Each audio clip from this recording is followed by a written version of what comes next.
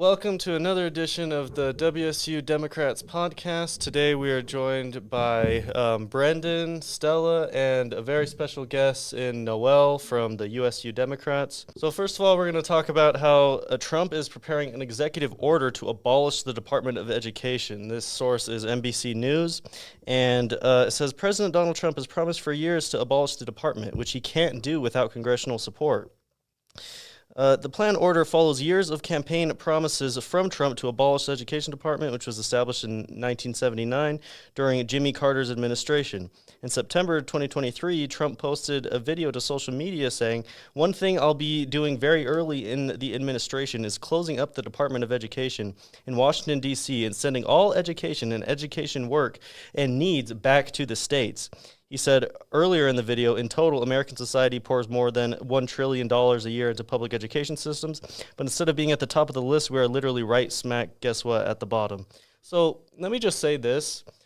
Saying that you want something to be up to the states, that's basically saying, oh, well, I know that we have all these far-right states which are basically enmeshed with being far-right, basically as long as they can because they gerrymander the shit out of districts, and then they say that it's somehow better to give it to the states. It's like, no, the Utah state government, for example, if they are in charge of whether we get Pell Grants, whether FAFSA as it is wouldn't exist unless they would try to delegate that to another department. But it's like, no, Utah was so against Biden's student loan cancellation. I'm not convinced they'd help college students at all. They'd just be like, nope, you have to pay through college, which is crazy. And honestly, if this happens and, you know, the whole thing with Pell Grants and it all goes haywire, I'm not convinced that I'll even stay going to Weber State, because if I have to pay my way as I go, yeah, that would be total hell, and I'll just reevaluate my career choices. But what do y'all think about all this?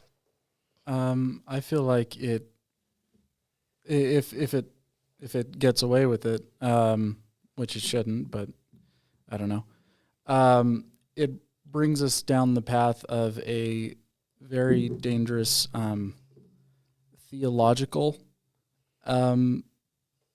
sort of ruling inside of schools.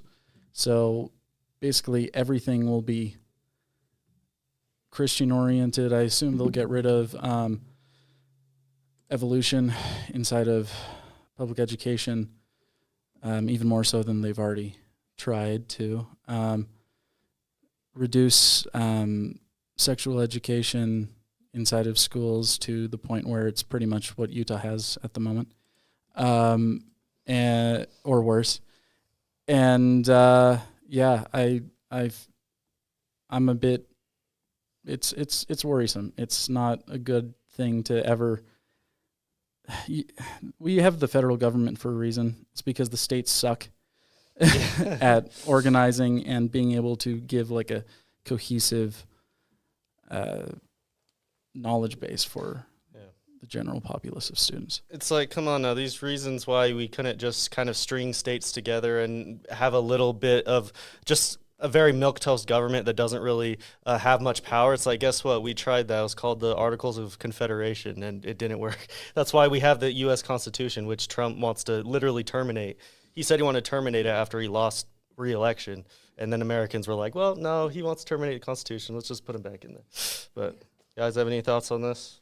I mean, I'll just kind of go off on what you were saying, because, like, on the cohesiveness aspect, just because, like, my concern with giving it back to the states is that they're all going to be different. Like, they each have their own priorities, and that's really problematic when people go out into the world and get jobs, because then it's like everybody's going to have a different experience as far as their education goes, and they're going to be taught very, very different things.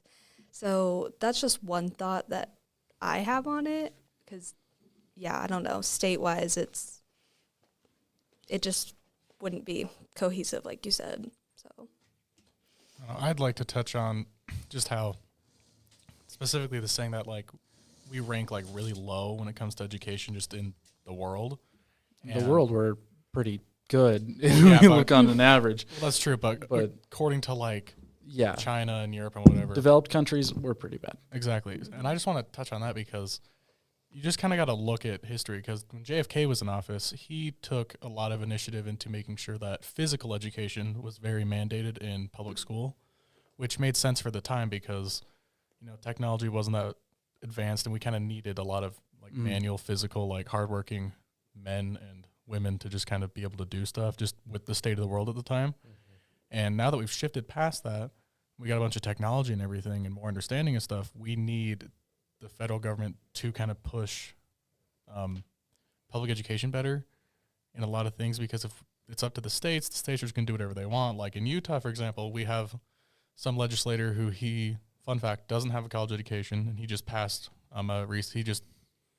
he created a recent House bill that was recently passed that's going to cut college spending by 10%, which then affects each college, and they have to just decide, okay, what programs do we cut? And of course, they're going to cut the arts programs, which one affects me as a musician, and two kind of affects society as a whole, because fun fact, a lot of doctors, their undergrad degree was in the arts, and that's kind of a necessary stepping stone for these really high-end jobs.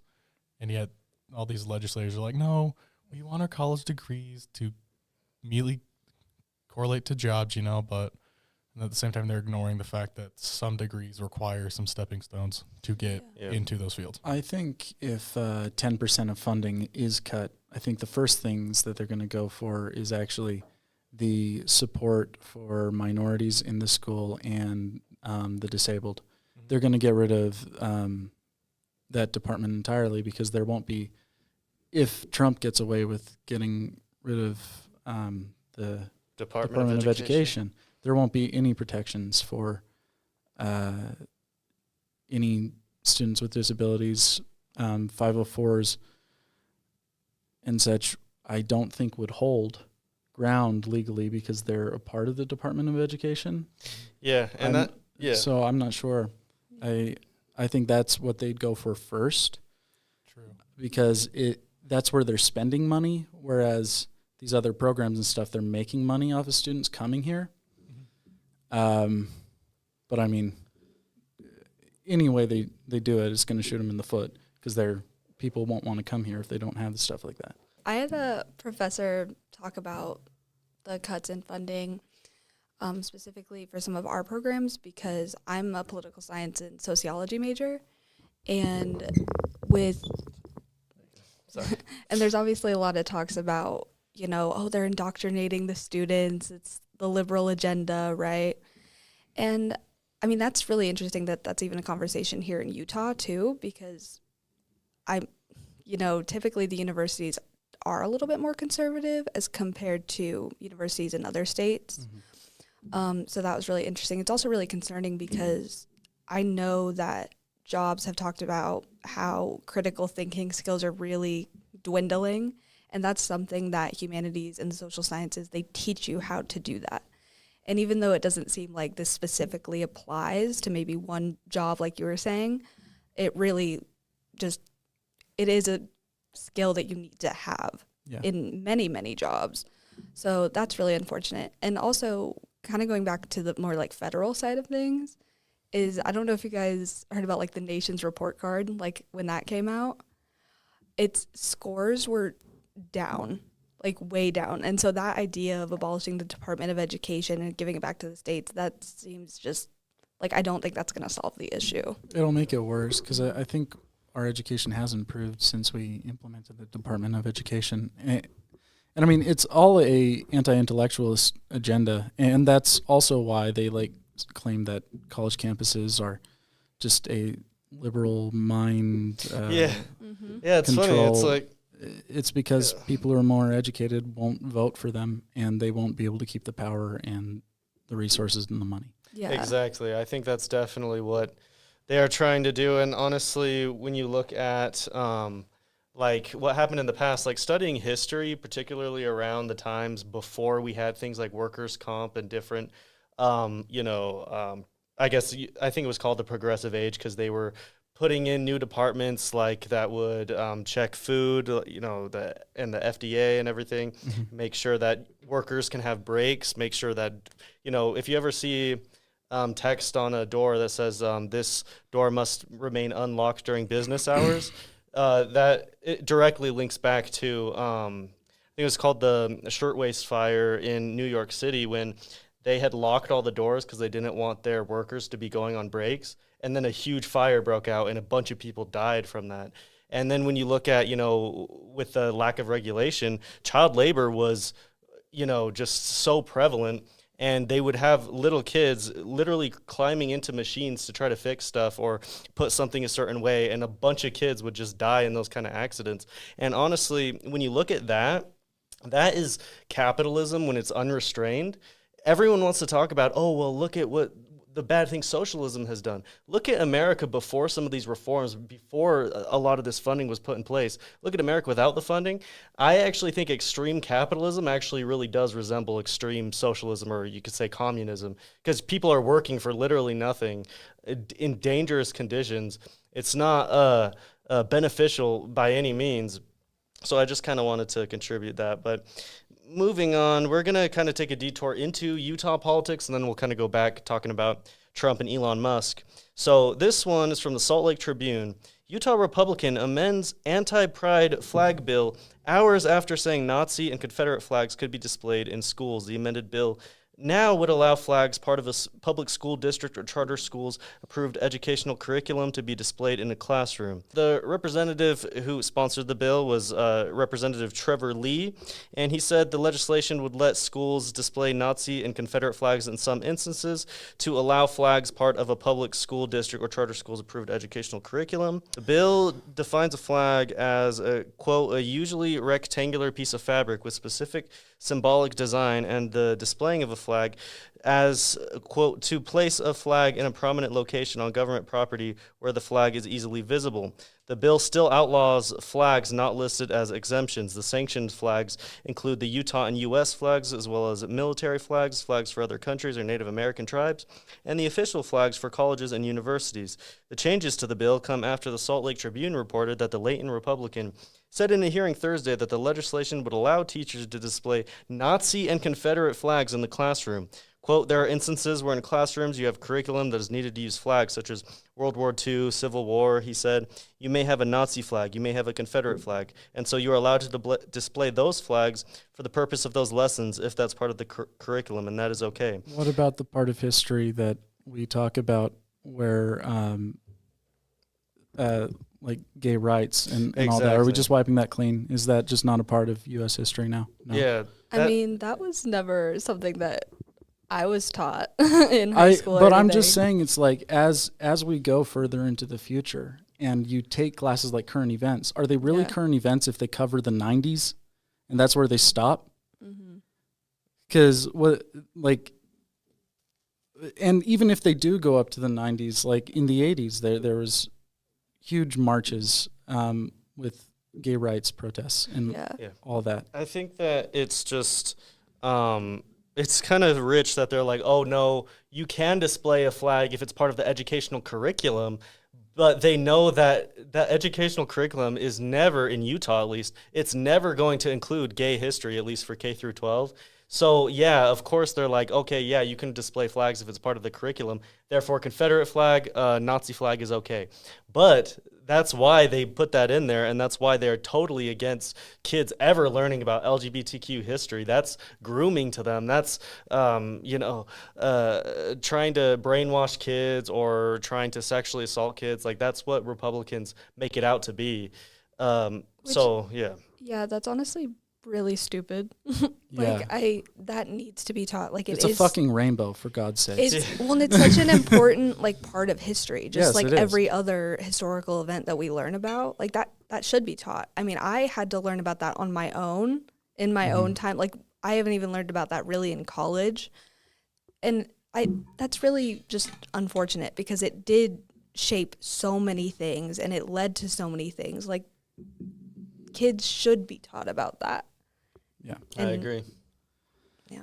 I just want to add this is it's like I think it's like they must think that the guy with the orange pickup truck with the Confederate flag pitched on the back of it must be just really into history and just trying to teach everyone about white power, I guess. White power and his ancestors. Yeah. Isn't it kind of funny how, like we were just saying, they would never add that or approve that into the educational curriculum, and if it ever was, they would make a bill banning it, is that they think that teaching kids about LGBTQ stuff or LGBTQ history, a movement around love. Yeah, they're thinking that will indoctrinate them, but teaching them about the Confederacy, Nazism, which now Elon Musk and Trump, like the Republican Party is like a textbook fascist Republican Party. So it's like they think that they're too afraid of kids being gay, but they're not afraid of them turning into far right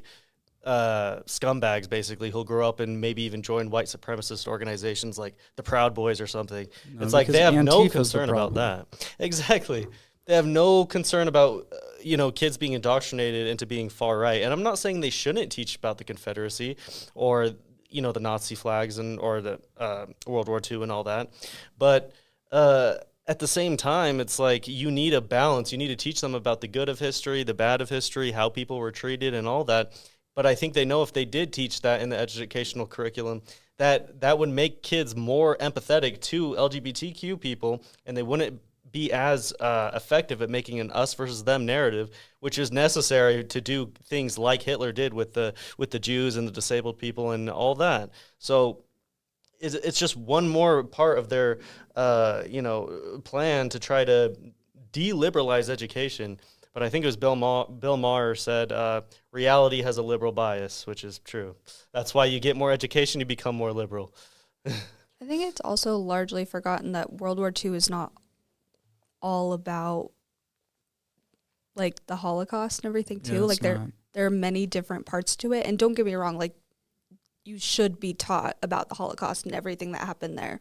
I think that is very important. But there is so much more to it. And I don't know. It's really strange to me.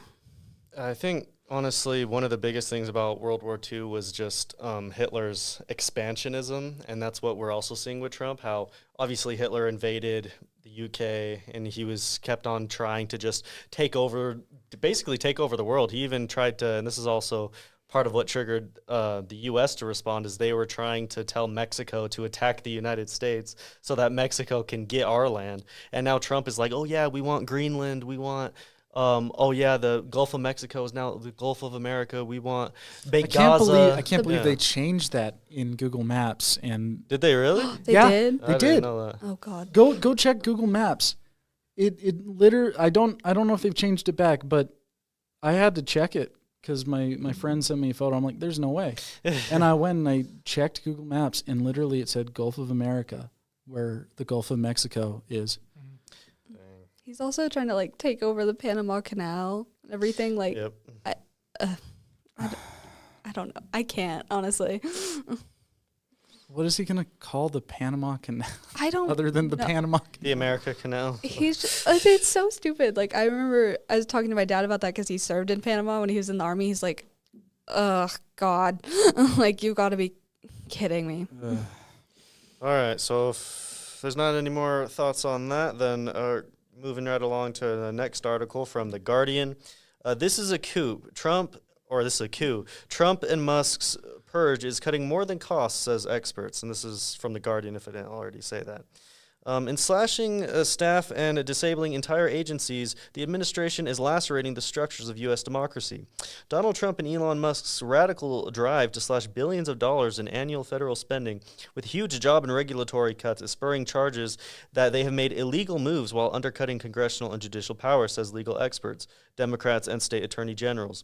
Trump's fusillade, or however you say that, of executive orders expanding his power in some extreme ways in his cost-cutting fervor, coupled with the unprecedented drives by the Musk-led so-called Department of Government Efficiency, DOGE, to slash many agency workforces and regulations, have created chaos across the U.S. government and raised fears of a threat to U.S. democracy. Trump and Musk have also attacked judges who have made rulings opposing several of their moves after they ended up in court, threatening at least one with impeachment and accusing him of improper interference. Quote, in the U.S., we appeal rulings we disagree with. We don't ignore court orders or threaten judges with impeachment just because we don't like the decision. This is a coup, plain and simple, Arizona's Attorney General Chris Mays said. Trump and Musk, the world's richest man and Trump's largest donor, now face multiple rebukes from judges and legal experts to the regulatory and staff cuts they have engineered at the Treasury Department, the U.S. Agency for International Development, and several other agencies. Incongruously, as Trump has touted Musk's cost-cutting work as vital to curbing spending abuses, one of Trump's first moves in office last month was to fire 17 veteran agency watchdogs known as inspectors general, whose jobs have long been to ferret out waste, fraud, and abuse in federal departments. Those firings were done without giving Congress the legally required 30 days notice and specific justifications for each one, prompting mostly Democratic outrage at Trump's move, which he defended as due to, quote, changing priorities and falsely claimed was, quote, standard.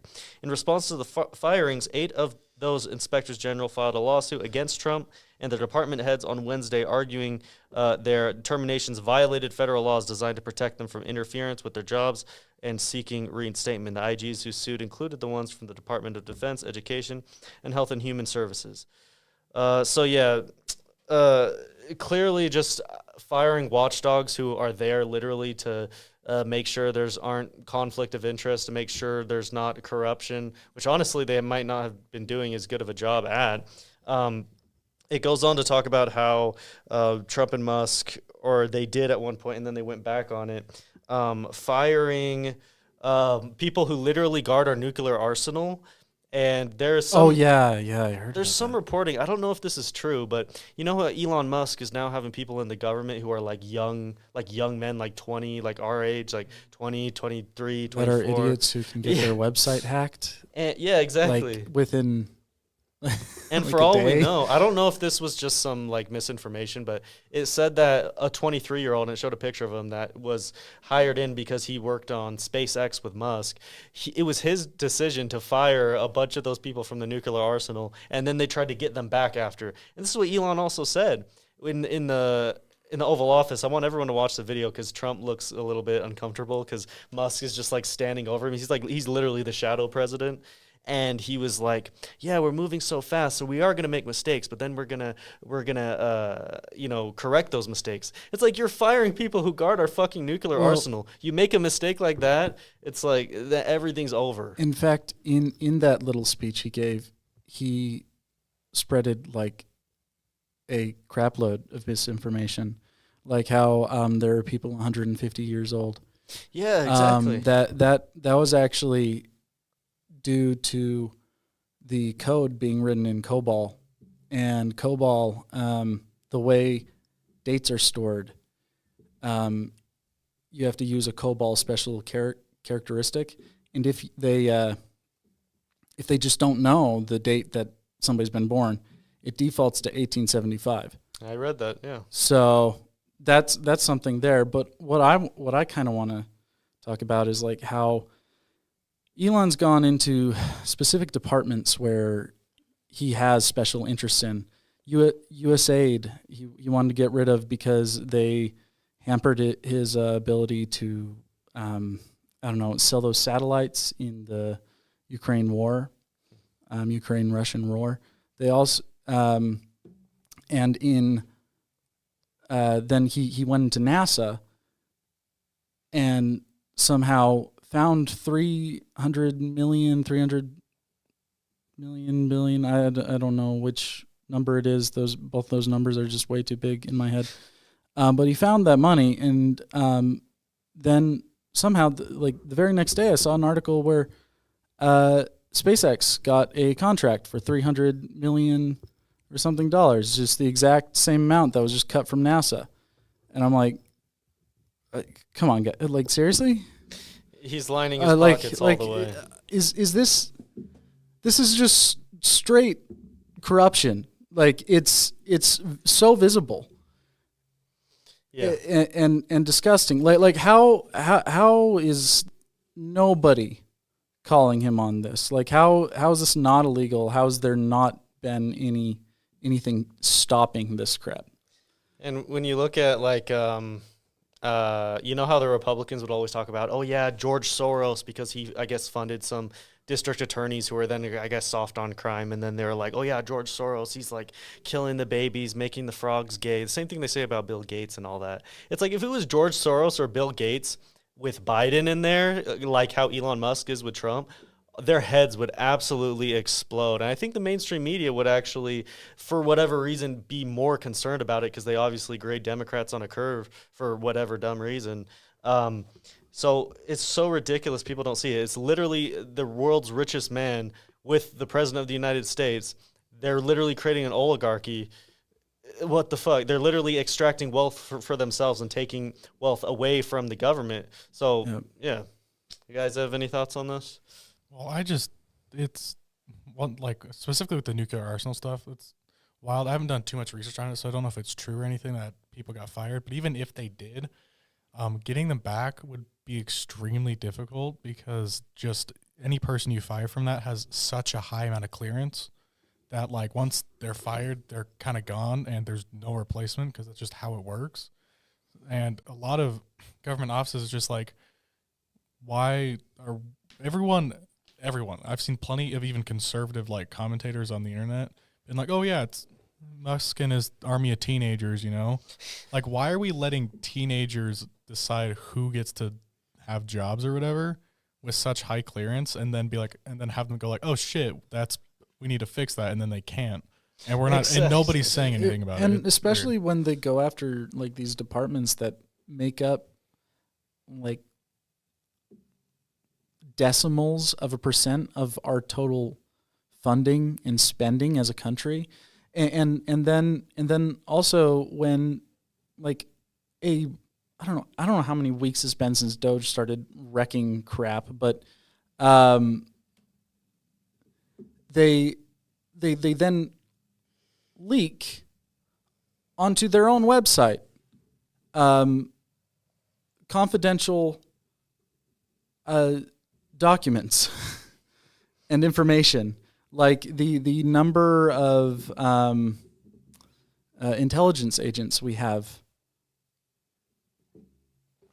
Like they just put that on the like how much funding is. That's absurd. That's literally what Russia or This wants to know so they can do whatever.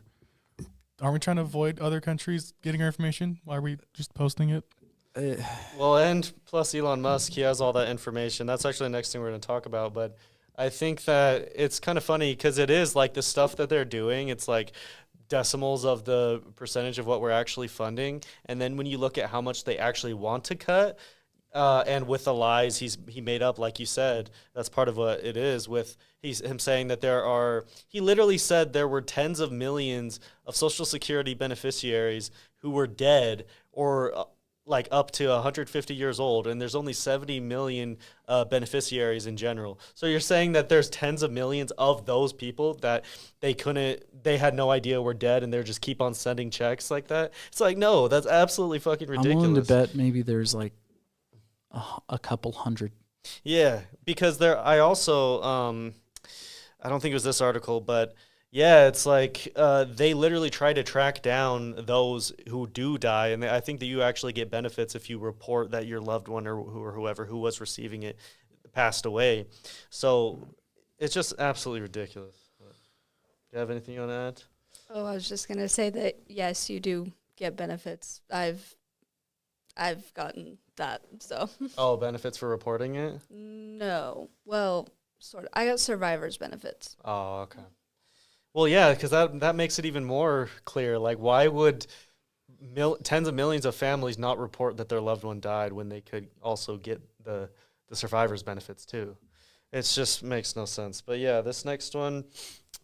Judge won't block Musk and Doge from accessing data, making cuts at 7 federal agencies. A federal judge on Tuesday declined to stop Elon Musk and the White House's Department of Government Efficiency, known as DOGE, from accessing data systems at 7 federal agencies and firing or putting their employees on leave. U.S. District Judge Tanya Chutkan rejected a request for a temporary restraining order sought by 14 Democrat-led states as they pursue a challenge to Musk's actions. This is from CBS News, by the way. The states have argued that Musk, who the White House said is categorized as a special government employee who was never confirmed by the Senate in a department that wasn't created by Congress, which is necessary. The states have argued that Musk, who the White House, has unchecked authority and is violating the Constitution's appointments clause, because he is.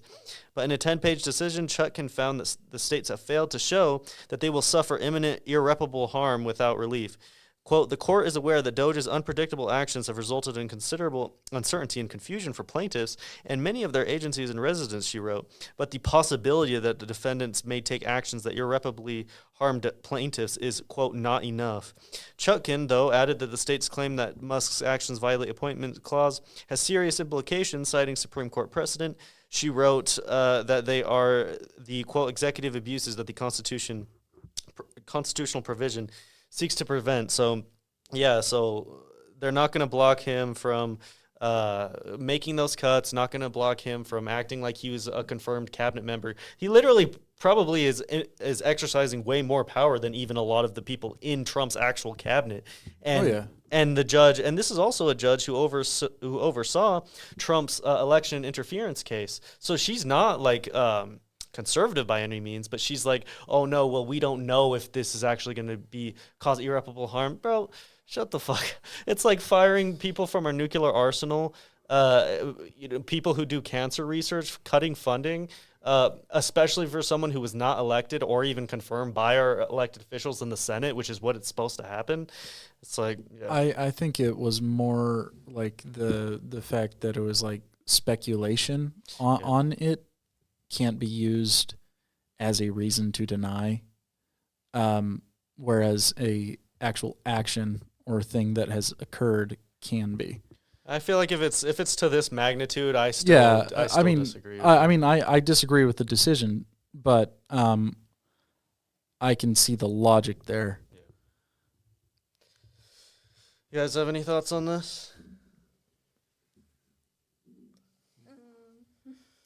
I got nothing. I'm going to be honest, I have not done as much research on this as I should because I am exhausted from all of this. Yeah. All of this. I'm very, it's just been It's a bit much. rough. And I mean, that's the thing too, is like in this circumstance, it's really easy to feel powerless. Like, what can we do? What should we be doing? And I don't think that simply talking about it will do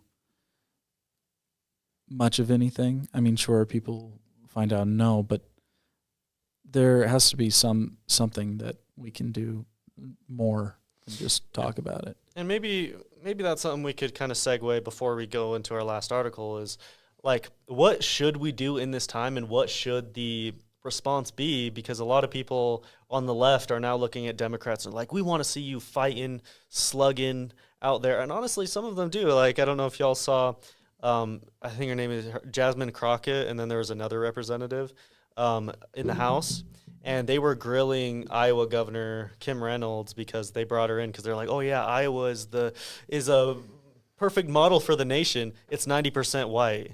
You're really going to say it's the model for the nation? It's like, are you kidding me? And with the low, the education scores, the economy there, no offense, because we're with Iowa. Maybe it is a model of the nation now that you Oh, yeah. It's like, yeah. So, I mean, It's not a pretty picture, is it? Yeah. When you call Iowa I mean, there's that, but like I agree with you. There needs to be more than talking. I think that the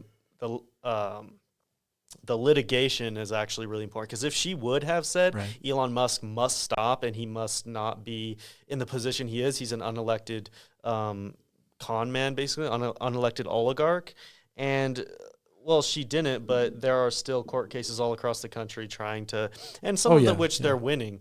But the only reason why I think that it's still obviously beneficial to do stuff like this is because we need to spread the word and get our base riled up so that we can then win the midterms in a huge blue wave in 2026, and then win in 2028. But before that, talking is all we can do. Looking at stuff and saying this is bad, that's basically all we can do. Until we actually have elected officials in there who can push the agenda forward, all we can do is call out what they're doing in an effort to not slide all the way back into the darkness of American history, where women didn't have rights, black people didn't have rights, the disabled were not cared for, the education system wasn't good.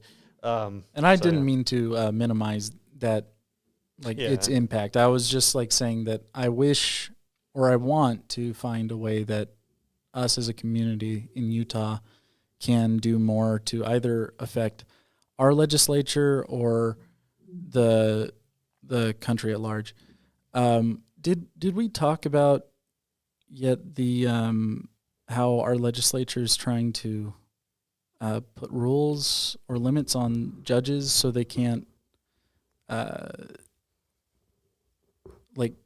do much to argue against what the legislature does? Yeah. Well, I haven't even really looked. I could even bring that up for next time. I only briefly saw that today. Because I know in the past they basically made it so they basically made it rules for a preliminary injunction, which is what happened to the Utah abortion ban and stopped it from going into effect.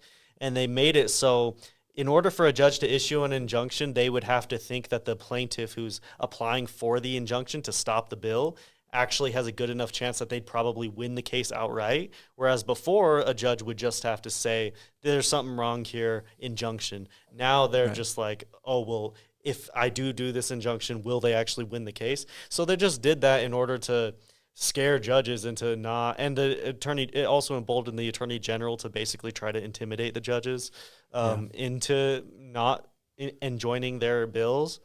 So that doesn't surprise me at all. I knew they were going to do that. I need to look more into that specifically. I've just been caught up in Trump and Musk, honestly. Yeah. But yeah.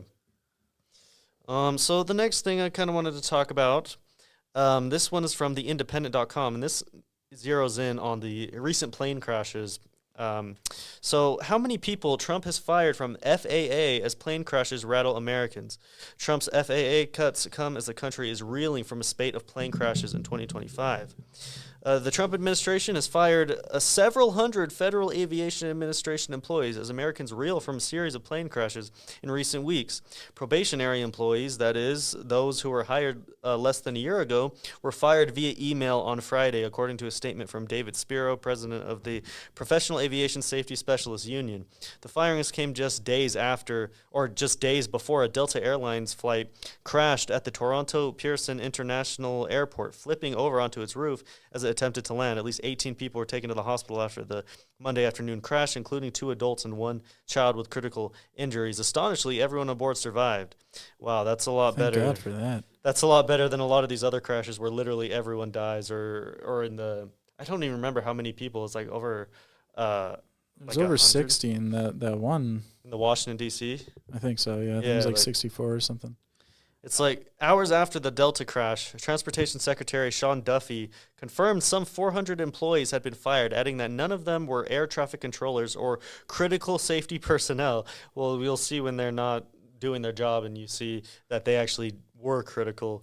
Duffy's, so none of them were white is what I'm hearing. Okay, so this is what Pete Buttigieg, the Transportation Secretary under Biden, said.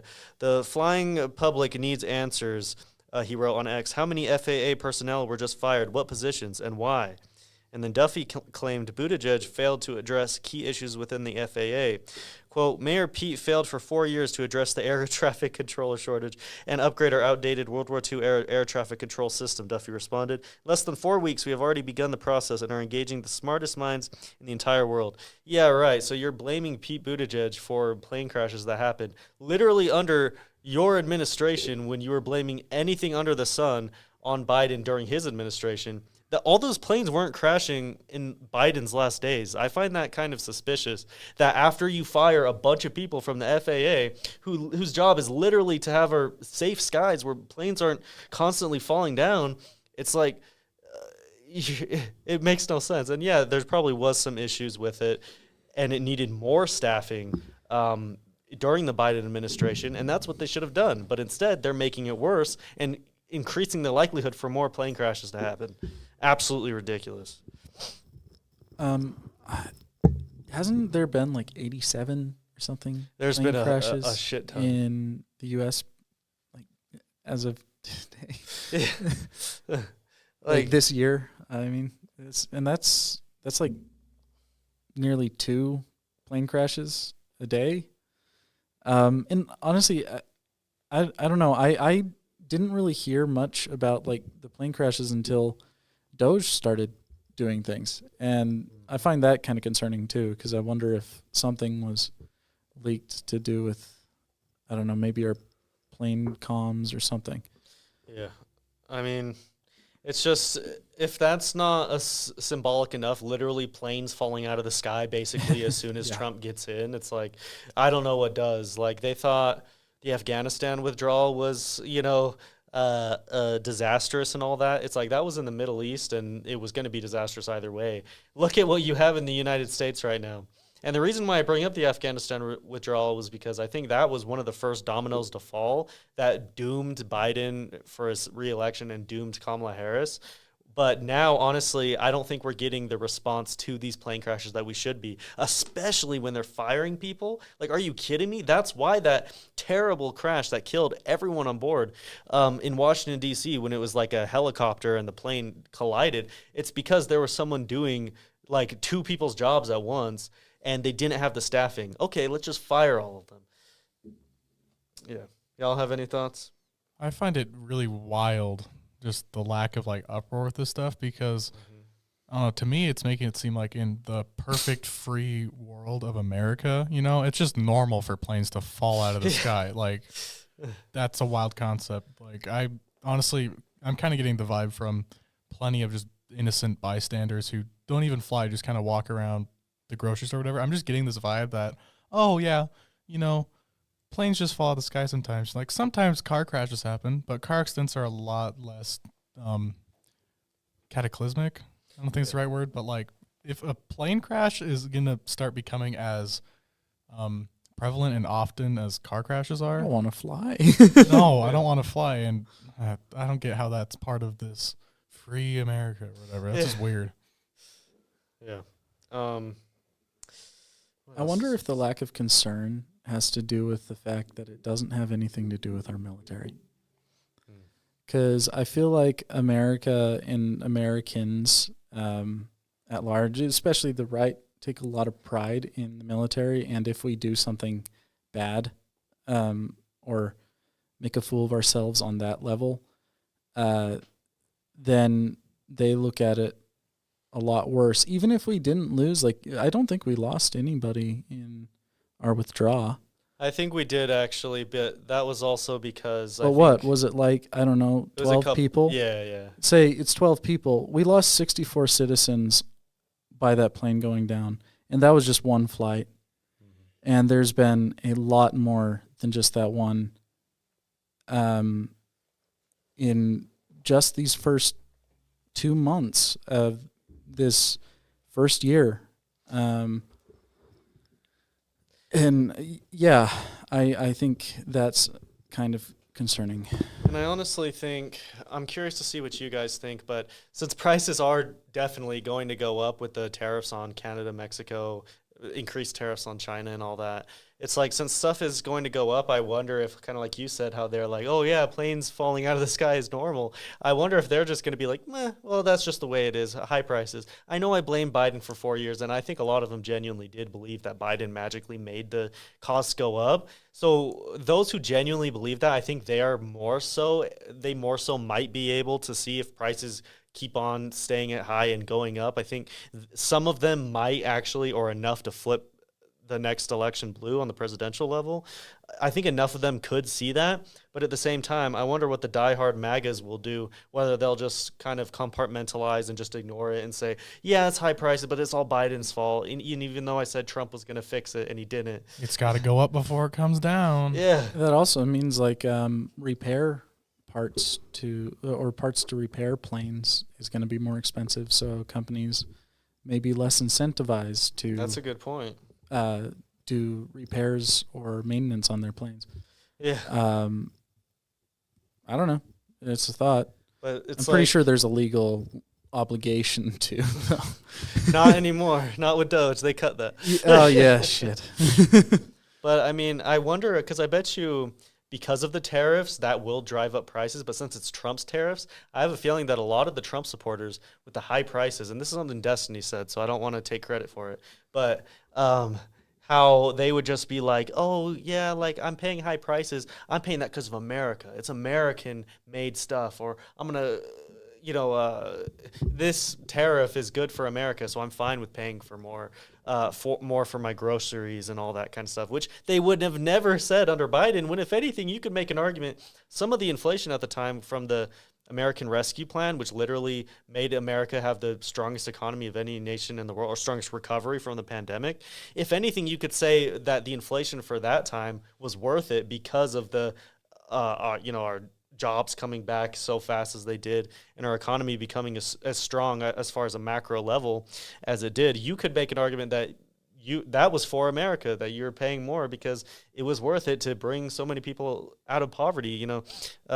The American Rescue Plan had an expanded child tax credit that cut child poverty in half in 2021. Yeah, it may have caused some inflation with the stimulus checks, but it was a fair trade-off in the long run. So you could have said that, but now I have a feeling that they're going to do that. I hope that they don't start boasting about the high prices. That will be some insane levels of hypocrisy. But I guess we'll just have to wait and see how they react. I hope just with high prices literally becoming higher because of actions Trump took, I hope that does blow up on him. And I'm not going to say it will or not, because look at everything he's done since 2015. Nothing has sank him yet. Well, it kind of sunk him temporarily, yeah. But and in many ways that was because the economy was so fucked up after COVID. So, but yeah, that's all I really had for us today. Do we have any closing thoughts we kind of want to get out there? Well, I just speaking of like inflation and stuff, I just had this thought, but so like I live here, we were on campus, I'm in campus housing, and I just like did my application for next year or whatever, and I was looking at the prices, and just within this year to the 2025-2026 year, housing prices have gone up 10%. Dang. Which I find really wild, and like housing was already outrageous, but now it's going up even more, and I'm like, anyway, I just wanted to mention that because I find it weird. That's ridiculous that it's that high. I wanted to ask you, Stella, because we didn't get to hear your thoughts on what you think about the whole banning of the LGBTQ flag. I think it's kind of dumb because there's a lot of like views I could take on this, Yeah. One, it's dumb because it's like that's kind of just restricting free speech in a sense, True. Two, it's dumb because if you're going to teach history, you should teach all of it. Example, when I was in my sophomore year of high school, my history teacher spent very little time talking about like the Europe side of World War II, because that's what's kind of drained into like the American brain, and he spent more time talking like what happened in the Pacific Ocean and all that side. And I was grateful for that because I got to see a whole new perspective and like actually understand everything. Right. There's that point. And then also people with the argument of, parents, we got to protect the kids, parents should have the right to do whatever. Parents already have the right to pull their kids out of classes or whatever. Yeah, they do. Like your parents have access to see their children's like grades, attendance. They can even edit their child's like class schedule if they want to. And so just implementing all these laws saying, hey, you can't do all these things in classrooms so that we can protect kids. It's like, well, the parents, like 4 parents who want that are just being really lazy, or they're just dumb. And well, it pisses me off. Most of the time, I remember like if we were watching like some educational movie or something that like had something in it that might people might take offense to. I don't even know what it was. It might have been something on evolution, honestly. We had to get like a paper, like a little waiver signed by our parents. And I just don't see how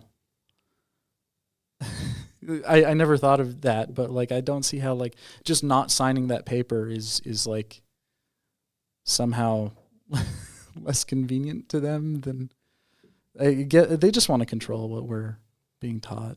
Yeah, really is what it is, but it's dumb because that leads to a lot of misinformation. Like when I was in 6th grade, that's when that's when my teacher focused on like the Europe side of it.